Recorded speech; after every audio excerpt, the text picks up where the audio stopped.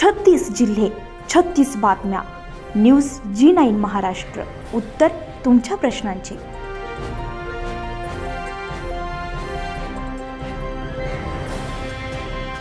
नाही कुणाच्या बापाचा. अरे कोण म्हणते देत नाही, घेतल्याशिवाय राहत नाही. अरे कोण म्हणते देत नाही, घेतल्याशिवाय राहत नाही. असं कसं देत नाही, घेतल्याशिवाय राहत नाही. असं कसं देत नाही, घेतल्याशिवाय राहत नाही.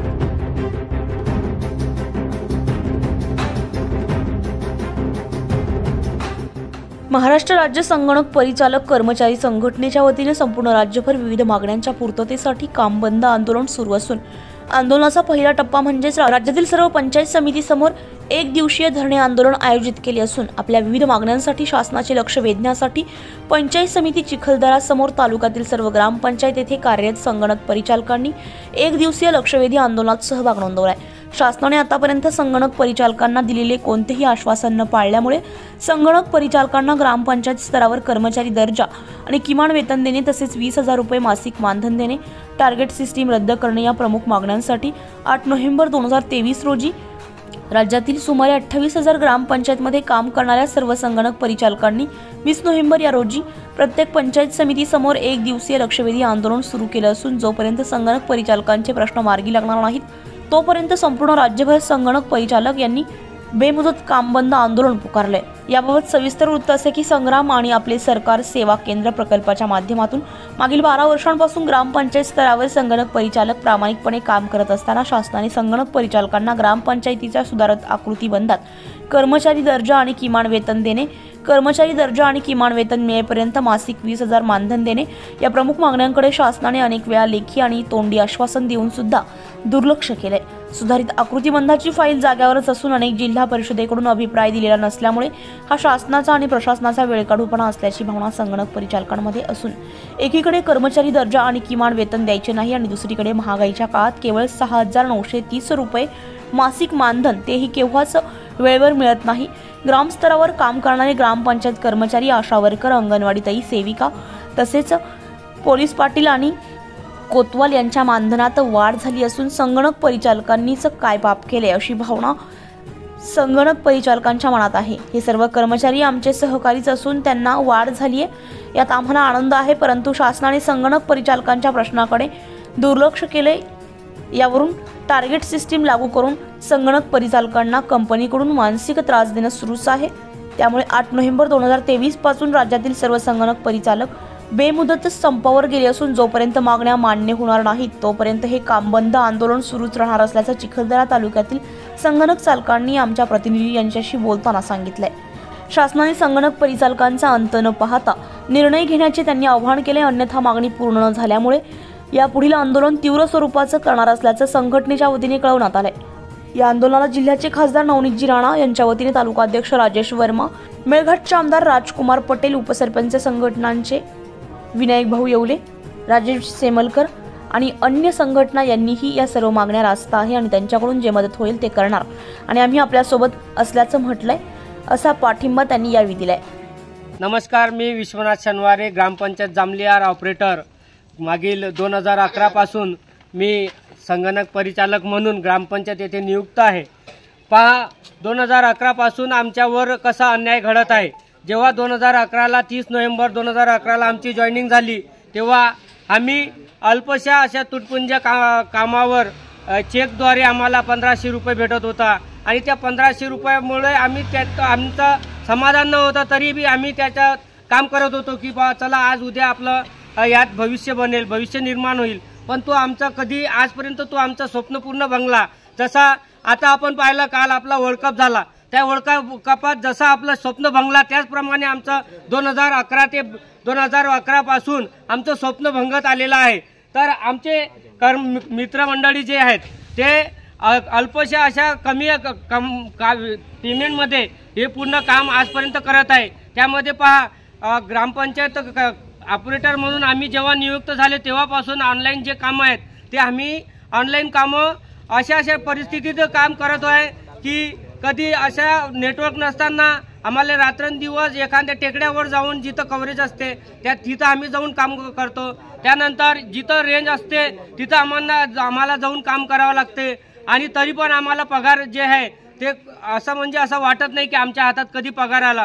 कधी 3-4 महिने होऊन गेल्यावर एखादं पेमेंट आमच्यावर दिला जाते आणि ग्रामपंचायतकडून ही कंपनी पूर्ण ॲडव्हान्स पेमेंट आम्हाला म्हणजे पूर्ण वर्षाचा जमा करून घेते आणि यात एवढं जमा झाल्यावरही आमच्यावर ते दर महिन्याला आम्हाला पेमेंट भेटत नाही. आमच्या मागण्या फक्त एवढ्याच आहे की आपल्या समितीने जे आकृतीबंधाद्वारे आम्हाला आकृतीबंधात समावेश करावा. त्यानंतर जर आकृतीबंधात समावेश करताना वेळ लागत असेल तर आम्हाला आता किमान 20,000 रुपये एवढा तरी मानधन देण्यात यावा. त्यानंतर आमचे जे आम्हाला आता जे टार्गेट सिस्टम दिली आहे त्या टार्गेट सिस्टममध्ये खूप बोगसपणा येत आहे. कारण की काही बोगस करून तुम्ही टार्गेट पूर्ण करा असं त्यांचं आमच्यावर प्रेशर येते आणि त्या प्रेशरद्वारे आमच्यावर ते प्रेशर करून आमचं काम पूर्ण आम्हाला करायला लावतात. ते पण बंद झालं पाहिजे. त्यानंतर मागील सर्व थकीत वेतन आमचे पूर्ण आजपर्यंत जेवढे आहेत ते पूर्ण नील झाले पाहिजे. कारण की यंदा दिवाळी आली, या दिवाळीच्या आधी पण आम्हाला पगार नाही आणि आताही नाही. त्यानंतर आम्ही ग्रामपंचायतला विविध सेवा देतो, त्या सेवाही आमच्या पूर्ण झाल्या पाहिजे. आयुष्यमान कार्ड, गोल्डन कार्ड, त्यानंतर विमा, या अशा सर्व आमच्या जे दाखले देतो आम्ही त्या दाखल्यांचा आम्हाला मोबदला मिळाला पाहिजे. आम्ही जे काम करतो त्याचा आम्हाला न्याय मिळाला पाहिजे. धन्यवाद. येथे धरणे आंदोलनावर बसलेलो आहोत. तर आमच्या काही प्रमुख मागण्या आहेत ज्यासाठी आम्ही बेमुदत काम बंद आंदोलनावर गेलेलो आहोत. त्यात सगळ्यात पहिली मागणी म्हणजे महाराष्ट्रातील सर्व संगणक परिचालकांना आकृतीबंधात समावेश करून महिन्याच्या दर निश्चित 1 तारखेला पेमेंट देण्यात यावं, ही आमची पहिली मागणी आहे. दुसरी मागणी, जर आकृतीबंधात आमचा समावेश करण्यास विलंब लागत असेल तर आम्हाला किमान 20,000 रुपये मासिक मानधन एका निश्चित तारखेत देण्यात यावे. त्यानंतर आमच्यावर जे नियमबाह्य कामे लादल्या जातात ग्रामविकास विभागाची परवानगी न घेता, तर आमचं ती एक मागणी आहे की ग्रामविकास विभागाची परवानगी न घेता आम्हाला नियमबाह्य कामं लावण्यात येऊ नये. आणि दुसरं म्हणजे आमच्यावर सध्या जे टार्गेट लावण्यात आलेलं आहे ते सुद्धा बोगस एंट्र्या करून टार्गेट कंप्लीट करा असं कंपनी आम्हाला प्रेशराईज करते. त्यामुळं ते टार्गेटसुद्धा बंद करण्यात येईल. त्यानंतर आम्हाला दिवाळीच्या आधी 2 महिन्याचं थकीत मानधन देण्याचं आम्ही मागणी ठेवलेली होती, पण ती सुद्धा पूर्ण झाली नाही. तरी थकीत जेवढं मानधन आहे ते लवकरात लवकर करण्यात यावं. जर तुमची मागणी पूर्ण नाही झाली तर तुमच्या समोरचं तर आमची कार्यक्रमाची आंदोलनाची पूर्ण रूपरेषा ठरलेली आहे. जसं आज 20 तारखेला आम्ही पंचायत समिती चिखलदराला धरणे आंदोलनावर बसलेलो आहोत, तसंच आम्ही सोमवारच्या 28 तारखेला जिल्हा परिषद अमरावती येथे 1 दिवसीय धरणे आंदोलन करणार आहोत. तरी जर आमच्या मागणीकडे कोणी लक्ष दिलं नाही तर आम्ही आपल्या तालुक्यातले जिल्ह्यातले जेवढे आमदार खासदार असतील त्यांच्या घरासमोर 1 दिवसीय आंदोलन करणार आहोत 4 तारखेला. त्यानंतर तेही आंदोलन सक्सेस न झाल्यास आम्ही हिवाळी अधिवेशनावर 11 तारखेला भव्य असा मोर्चा आणि आंदोलन करण्याचं ठरविलेलं आहे. गेल्या 11 पासून आम्ही नमुना 1 ते 33 आणि ग्रामपंचायत स्तरावर जे दैनंदिन जीवनात गावातील नागरिकांना ज्या गरजू आहेत ते दाखले आम्ही पुरवतो. त्यात जन्म दाखला झालं, नमुना 8 झालं, त्याच्यानंतर गावातली वसुली झाली आणि आता तर आपल्या आयुष्यमान कार्डचं सगळ्यांना माहीतच आहे की खूप मोठा जिल्ह्यामध्ये धुमाकूळ चालू आहे. तर त्या अनुषंगाने आमच्यावर जो कामाचा लोड आहे तो भरपूर मात्रात आहे आणि एवढा मोठा काम असून सुद्धा आम्हाला वेळेवर आमचा मोबदला मिळत नाही. आणि आमचा मोबदला कसा मिळतो तर हा तुटपुंज आहे. आज सगळ्यांना माहीत आहे की आपल्या ज्या तालुक्य स्तरावरचे कर्मचारी आहेत किंवा जिल्हा स्तरावरचे जे कर्मचारी आहेत त्यांना 70-70, 80-80 हजार रुपये पेमेंट असून सुद्धा त्यांचा गरजा पूर्ण होत नाही. म्हणजे याचा मागचा मुख्य उद्देश काय, तर आम्ही 6,000मध्ये कसा आमचा उदरनिर्वाह करू शकतो याची शासनाला थोडीसं लाज तरी वाटायला पाहिजे की यांना 6,000मध्ये एवढा मोठा कामाचा व्याप आपण कसा देऊन राहिलो. तर यामध्ये आमचं फक्त मुख्य मागणी आहेत की आम्हाला आकृती बंदमध्ये आमची नियुक्ती करून आम्हाला शासनामध्ये सामावून घ्यावा. जर ह्या गोष्टीला जर उशिरा होत असेल तर आम्हाला किमान वेतन अंतर्गत 20,000 रुपये कमीत कमी तरी आम्हाला वेतन मिळाले पाहिजे. कारण 6,000. मी संगणक परिचालक प्रवीण येऊर.